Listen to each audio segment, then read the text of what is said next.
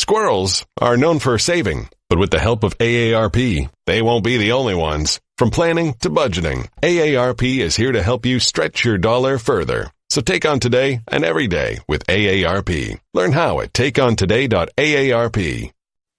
Our congratulations to the Redskins. The guy who parked my car got a ring, and I don't get a ring. Everywhere I go, everybody asks me, where's your ring? Where's your ring? I think some type of a ring would have been pretty cool. New head women's basketball coach. Whalen will fire. It's hit. Has it hit you how rare this opportunity is? I believe. You'd be hard-pressed to ever beat U.S., Mexico, and Canada for an event. By lunchtime Wednesday in America, we'll know whether the World Cup is coming back to the United States. What you see may change your perception of any sporting event. Get this, shoot this. Welcome to Outside the Lines. I'm Bob Lee. You play for pride, and you play for the ring. And today that's vividly and emotionally illustrated in Dateline, stretching from Golden State to Philadelphia with a double shot in D.C. That is the diamond-encrusted big story on this Tuesday from Studio Z. Big and expensive, maybe a little bit gaudy, but the ultimate professional statement that for that year, in that sport, you were the very best, the ring. Soon the Washington Capitals are going to be sized for their first ever championship rings. And after Lord Stanley's best weekend ever, including 40 wins with Alexander Ovechkin, at this hour, those Caps are being celebrated in the nation's capital with a much-anticipated parade, the advanced planning of which some feared might jinx their closing out of the heroic Golden Knights. Rings to come soon, party at hand today. Now remember, back in the preseason when Ovechkin opined, quote, "We're not going to be suck this year." Positive sentiment on this photograph, and his wife took it wearing the T-shirt. All right, we're not going to be suck. Affirmed today on the streets of D.C., we were not suck this year. All right. So while the Capitals are partying down, the countdown to the Warriors parade is progressing, a route through downtown Oakland and a procession that will be kicking off at 11 a.m. local in less than an hour. Tellingly, we are told there is no rally at the end of the parade meeting, no memorable champagne-marinated sound bites, but the Republic shall survive. And then, well, we've got these guys. 4th and goal at the 1. Foles running up and down the line. It's a direct snap, and it goes to Clement, who gives it off to Burton, the tight end, who then throws in the end zone. Touchdown! Foles caught the ball! What did we just see? I want to run the sprockets off that tape. All right, the Super Bowl champion Eagles will receive their rings in 2 days. And this day, Doug Peterson says he welcomes the weight of all those carrots. It's a great opportunity for us this season, great motivating factor for us to sort of rip off the dog masks and no longer be the underdog, but now be the hunted, have the target on our back, and so a fine line maybe, but at the same time we have to embrace it and use it as a sort of motivation to get back to that game. But now, climb into the NFL Wayback Machine with us for today at Redskins Park in Virginia. The circle was closed on one of the most strange and emotional chapters in the modeled labor history of the NFL. Replacement players for the 1987 Super Bowl champion Washington Redskins received their championship rings 30 years after contributing to the franchise's march to Super Bowl 22. Rather than shut down in the midst of a player strike, the league decided to keep playing in 87 with so-called replacement players. And while there was definite difference in skill levels and quality, the Washington replacement players recruited and signed by an aggressive front office posted 3 important wins in those 3 weeks. Such players were populating the NFL. In a moment, I'll be speaking with one of those players who was recruited in a pinch to play in the NFL and essentially break the back of the NFL Players Union in 1987. Now, remember, it was the Cowboys team president, Tex Schramm, who masterminded this strategy, and how cosmic is the irony that the team which most effectively exploited it was the Cowboys' arch enemy, signing, as we learned in last year's 30 for 30 film, what the league called replacement players. A collection of NFL cast-offs, has-beens, and never-weres, otherwise known as Scab. Scab. Scab. Scab.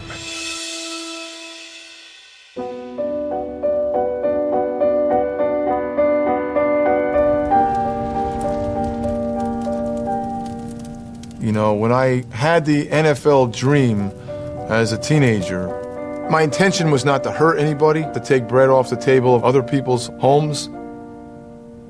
Everything that I did, all of my intentions and all of my work and my dedication was to make a roster, and that's what I set out to do. When I fell short of that, I had to deal with reality.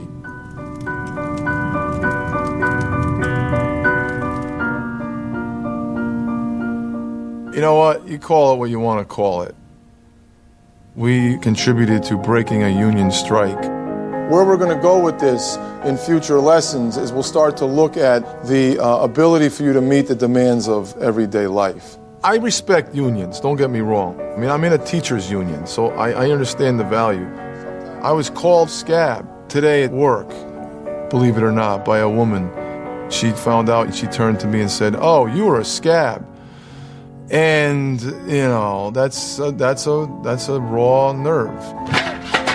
I don't mean any disrespect to the players' union, but you're comparing it to a working-class American family. This lad's whooping our ass today. I don't know if professional athletics is the same as looking at the Teamsters or pipe fitters. Avoid, man. There was no opportunity for me to play football for anybody. Let's have everybody take one shot, okay? But reality changed for me in the late September of 1987, and it was the Washington Redskins, and I accepted it. That from the 30 for 30 film year of the Scab. And among those today receiving their Super Bowl rings 30-plus years on, Skip Lane, who we visited with here on Outside the Lines last year. Congratulations, sir. Thanks, Bob. Thanks for having me. What was that moment like when you were handed a Super Bowl ring? It was the most surreal experience I've ever been through. From 30 years later, to sit in a room and to see those guys that I kind of went to battle with against the Dallas Cowboys on that famous Monday night game, to have it capped with a Super Bowl ring like this, I can't really. I don't really know what to think about it yet. I'm still kind of speechless, which is rare for me, right? But it's very cool. When did you begin to have a sense that after decades out in the wilderness as an asterisk or an afterthought, an outlier in NFL history, something like this might happen? It was a long, long time. And then this 30 for 30 sprung up. And John Dorsey, who I'm sure you know, is a brilliant producer and a passionate guy. When he was done with his project, he could have walked away and put it in his resume. He loved these guys, and he really cared about it. And then he got Doug Williams and Joe Theismann and a bunch of guys involved. And then he got to management, and Mr. Snyder said, "Yeah, let's make it happen." So without him, I don't think it would have happened. When Washington put this team of replacement players together back in that 3-week interregnum back in 1987, what do you think they did better than most other teams? Because you guys obviously were 3-0. Yeah, and that's been talked about a lot. A lot of teams didn't take it seriously, and these guys took it the most seriously. And Charlie Casserly, the GM, was talking about. It's really funny to talk to him about what he went through with Bobby Beathard, and they bring up on their computer and they pull up Skip Lane, they pull up Joe Coffey, they pull up all these guys and the different profiles and how they mixed and matched these personalities. And I was a little offended when he said, "You were the smart guy." I said, "I wasn't like the talented hitter." He said, No, you were surrounded by those guys, and we needed you to line them up." But they did a great job of assembling what turned out to be a especially great defense and a great team altogether. How ironic is it that the entire concept of not going dark during the strike, but going to replacement players, the man who masterminded that was Tex Schramm, and who utilizes it better than the evil empire in Washington? Yeah, 100%, and it's. I think the NFL will use this as a tool as well because the bargain agreement comes up, I believe, in a year and a half, 2 years. So I think that's another reason to prop these guys up, because these guys playing, a lot of them weren't even born yet. So I think they're going to put that reality into them that, look, you guys are, you're a bunch of spoiled brats and you can be replaced, I know you're wearing the ring. You got to show it to us and what it's like to flash a Super Bowl ring. Yeah, what do you do with this thing, right? Because I have to tell the story every time. It's not like anybody knows who I am. So it's amazing to have this piece of hardware on your hand, but I think it just goes, you wear it for a little while, and then I guess you put it on your mantle somewhere and hope nobody breaks in and takes it. or leave it on the top of your car, as happened to a Giant player recently. You raised something, though, about the league using it as a template. Scab is a very powerful and at times emotion-laden word in our culture. What would you say to current members of the NFLPA to explain your decision and the way you resolved it in 1987 to play? Yeah, I think they need, to get their ducks in order, because I think the NFL is in trouble. They're going to have to pay these guys because the league is now, I think the last time they had the settlement, it was below a $10 billion league, and now it's a $20 billion league. So that money's going to have to get shared. But the players need proper representation. They need to go get themselves surrounded with the best lawyers, the best union lawyers in the world, which I'm sure they're well aware of. But it's going to be a hell of a fight, I think. All right. By the way, the way to see the 30 for 30 film year of the Scab is to get to ESPN Plus. Skip Lane, he's got the ring to prove it, Super Bowl champion. Congratulations. Thanks, Bob. Now, 8 years ago, the world was shocked when the United States bid, favored by most observers, the bid to host the 2022 FIFA World Cup, was defeated, and that cup was awarded to Qatar. The process now documented to have been rife with corruption, bribery, and an absolute resistance to revisiting. As one principal in that process later told me, quote, FIFA are incapable of shame. Now, tomorrow, very early Eastern U.S. time, FIFA delegates will be voting on the combined united bid of the United States, Mexico, and Canada to jointly host the 2026 Cup, with the only other finalist, Morocco. ESPN's global sports correspondent, Sam Borden, is in Moscow 2 days before the first match of this World Cup, about 16 hours perhaps, when the vote on 2026. I remember 2010 vote, Sam, and sitting next to Alexi Lawless, we were hosting a thing. They pull out the envelope, it says Qatar, and Alexi says gutted. Nobody saw that one coming. So where's the optimism meter against the realism meter here for the United States? Yeah, I think you're not the only one who remembers that moment, Bob, for sure. There is optimism from the United Bid leaders. They feel very strong. They feel like they have, as Carlos Cordero, the president of U.S. Soccer, said, a path to victory. But I think it's cautious optimism, as we know, when it comes to FIFA, when it comes to geopolitics, nothing is for certain. Now, last time around, at this point, 8 years ago, there may still have been money changing hands. And we're not making an evil joke or a cynical joke. I mean, that is a fact. Go look at the federal court records about all of that. Now we have a very different environment. And as opposed to like oligarchs voting, maybe 15 of them, it's a very different constituency. Explain. Yeah, so that vote in 2010 when Qatar and Russia won the bids for the 2018 and 2022 World Cups, that was voted on by a couple of dozen FIFA executives. It was basically the definition of a backroom deal. Lots, as you said, lots of corruption, lots of bribery, lots of favors changing hands. Since then, after all the FIFA scandals, the whole process has been changed. Now, every eligible FIFA member nation, that's over 200 member nations, will vote at this Congress. Every country has one vote. Tally them up. It sounds like the magic number will be either 103 or 104. Whichever bid gets there, they're the ones who are going to host. Now, we've heard some Caribbean nations have come out from Morocco. There might be some U.S. votes in Africa. There's 50-plus votes in Africa. France is the player. So, I mean, what's the strategy? What's the pathway to victory for the U.S. here? Right. So when you look at the U.S. and Canada and Mexico, they have the vast majority of the Western Hemisphere. Like you said, maybe lost a couple of Caribbean nations. Figure that gives them somewhere in the mid-40s. Africa will largely go for Morocco, although some of the English-speaking countries like South Africa, Zimbabwe will probably go for the North Americans. So figure that's about the same, both somewhere in the 40s. Really, the battleground is Asia and Europe. I think the reason why the U.S. and Canada and Mexico feel so strongly is they spent a lot of time in Asia over the last couple of months. They feel like they have a really strong majority of those countries. Assuming they get a decent number in Europe, they feel like that's what's going to get them over the line. In 20 seconds, does the United States delegation feel they've assuaged concerns about the Trump administration? Yeah, I think there was no doubt that the Trump administration was definitely something that raised questions for a lot of the bidders. But in the end, the Trump administration gave guarantees to the bid about immigration, visas, movement between countries. They answered all the questions that FIFA had. And I think that confidence FIFA now has passes down to the voters. The sun stays out very late this time of the year in Moscow. Sam Borden, right by Christ the Savior, the cathedral not far from Red Square. Sam, thanks so much. Thanks so much.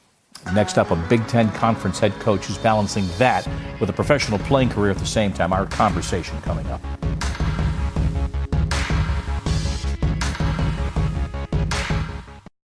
AARP can help you become your healthiest self. It's why we offer health tips for your body and your brain. So take on today and every day with AARP. Learn how at takeontoday.aarp. Today in the B Block, let's spend some time with a champion who is negotiating one of the more challenging doubles in her profession, playing as a professional, a four-time champion professional, while assuming the job of head coach of her alma mater in the Big Ten Conference. Lindsay Whalen, two-time Olympic gold medalist, who's now coaching her alma mater, the University of Minnesota, while playing with the Minnesota Lynx, joining us today outside the lines. Lindsay, welcome. Thanks for having me. Great to talk with you, Bob. It's great to have you here. I'm sure you're asked this incessantly, so I'll just cut right to the chase here as we're approaching summer. How's this balancing act going, playing, coaching, keeping your head on straight? It's been a really fun, challenging couple months. So, when I first got the job in April, it was before training camp in the WNBA, so I was able to really focus on what I needed to do, hiring a staff with the U of M, and just kind of getting my feet under me at the U of M. And then once training camp has started, it's been great to have so many great assistant coaches and so much support at the U of M to be able to do both, and also so much support with the Minnesota Lynx. It's really taken, teammates on. It's a team, and so having great teammates with the Lynx that I'm playing with right now, and great coaches and great support there, along with great assistant coaches and great support staff.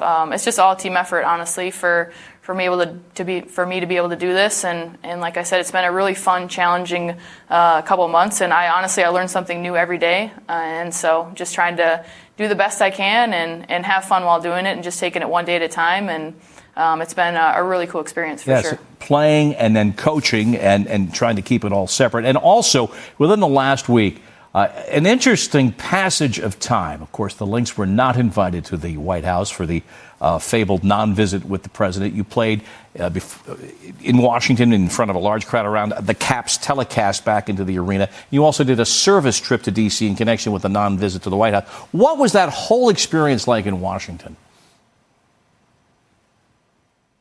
Well, yeah, that was, I think that day when we were over at Payne Elementary doing the Samaritan's Feet was something that I think that we'll never forget. None of us will ever forget that experience. And it really was just something where we wanted to do, a day of service. So we wanted to celebrate our championship by giving back to a lot of, kids that, were in need of some Jordan shoes, and we were able to go there. And it was a really cool, just human experience to be able to get with those kids. And, Samaritan's Feet, I don't know if you know too much about them, but they have donated, I want to say millions or billions of shoes to different people throughout the world. And it's the kind of program where you have human interaction, where you wash a lot of those kids' feet before we put on brand new socks and shoes. So it was really something, it was a humbling experience, and it was just something where you really have a human connection. And after they got their Jordans, we were able to go out and shoot some baskets with them and hang out and play a little bit. So it was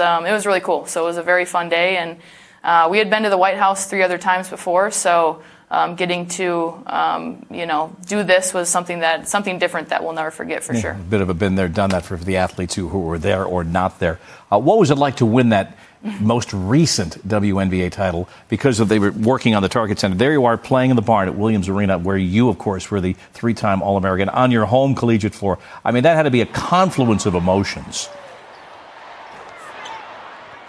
Yeah, the first game we played there, it was just kind of weird to be back on campus as a player. And now, obviously, I'm back as a coach, but to be there as a player last year, to play where, you'd never think that you'd be able to play there again was just something that was, so cool, and something that we'll never forget. So that first game kind of running out on Williams Arena was something that I'll definitely never forget. And then to actually be back there for Game 5 against Los Angeles, one of our rivals in the league. We had played them in 2016. They beat us on our home court in Game 5.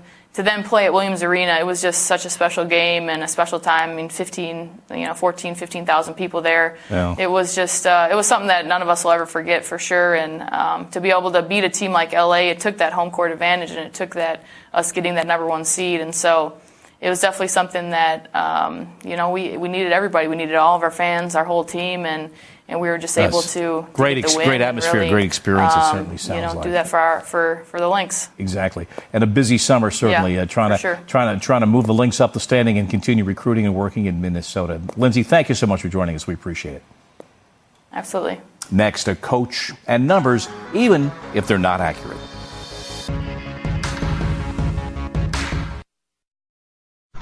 It's a normal day. You're rushing out the door to get to work on time when suddenly, there it is, the dreaded service light. So what is it this time? Tire pressure, low coolant, time for an oil change? When it comes to service lights, head to Jiffy Lube. We've got you covered. Drive in today and make the switch to Pennzoil. Ask for Pennzoil Synthetics, getting you back on the road in a jiffy. Jiffy Lube, leave worry behind. Kevin and Sage on the 6. Tiger 10 years after his last Masters. Marty Smith on why Nick Saban always wins. Sports Center, 6 Eastern and on the app. Mets and Braves tonight. Hank Aaron joins our guys in the booth for about half the game. That alone worth the price of admission. Coverage begins at 7:30 Eastern. Of course, it's on the app. Well, he's outspoken, by his standards honest, and he minces no words. University of Virginia football coach Bronco Mendenhall paid a visit to the university's Board of Visitors last week.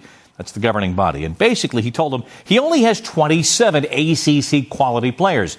Well, that's a head coach inferring that those quality players are just the ones that he's recruited. He also brutally honestly said he wants UVA to schedule the weakest possible Power 5 opponent.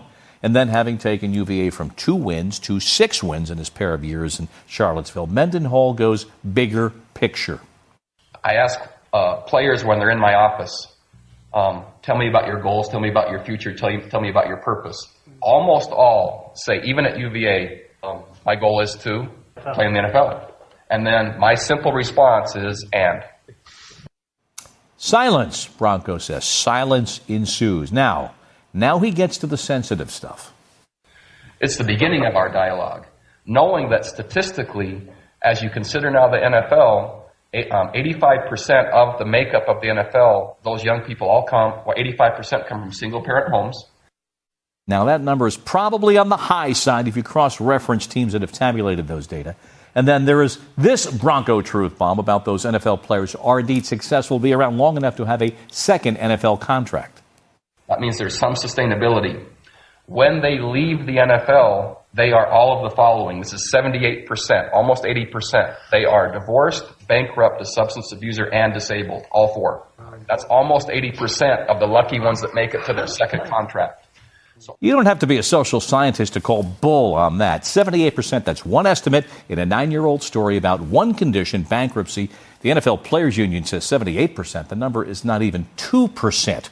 It's one thing to have your heart in the right place, but your head should follow, especially when you're speaking to the leadership of a university, which is proud to call itself rightfully a special academic environment. We'll see you tomorrow outside the lines at 1 p.m. Eastern. NFL Live is next. The Jersey Girl, Diana Rossini, is here. Odell Beckham Jr., how much is he doing today on the field for the Giants?